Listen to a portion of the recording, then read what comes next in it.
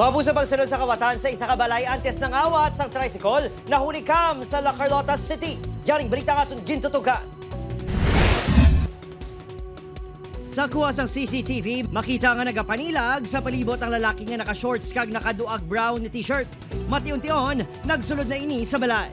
Wala na, nakuhaan sang CCTV ang ginhimo sini sa sulod. Kuha ini sa balay sang pamilya in Cabo sa La Carlota City. Suno sa Tagbalay, nakuha sa kawatan ang liabe, rason nga nataban sini ang tricycle. So, pagsulod niya, may nakuha siya nga bag pero pagkita ay siguro daw wala mayuunod ang bag.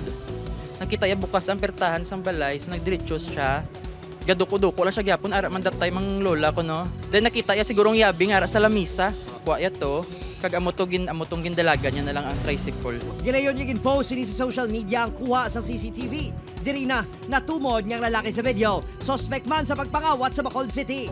Kay may naghambal gid sa amon, may nag-contact sa akong taga-barangay diri sa Bacolod mismo no. Nakit nga siya man to ang nag-trending about sa washing machine naging kawat last August. May mga nagpalabot man sa impormasyon sa pamilya nga gintanyag na sa balor nga 10,000 pesos sa Barangay Singkang Airport ang motorsiklo sang tricycle. Muna may gabaligya di sang motor. Ginatanyag ko no 10,000 ang motor pero wala man sa may makuha.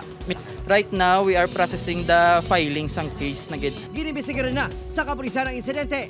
Nagapakig-angot ng Bacolod City Police sa Negros Occidental Police. No, bali ang aton ng mga intel personnel nagakuha sila sa mga detail ng aton mga suspect sa iban nga probinsya kag gina-integrate diri sa aton nga profile man. Opo, Kiril Casillo, Adrian Pretos, 1 Western Visayas.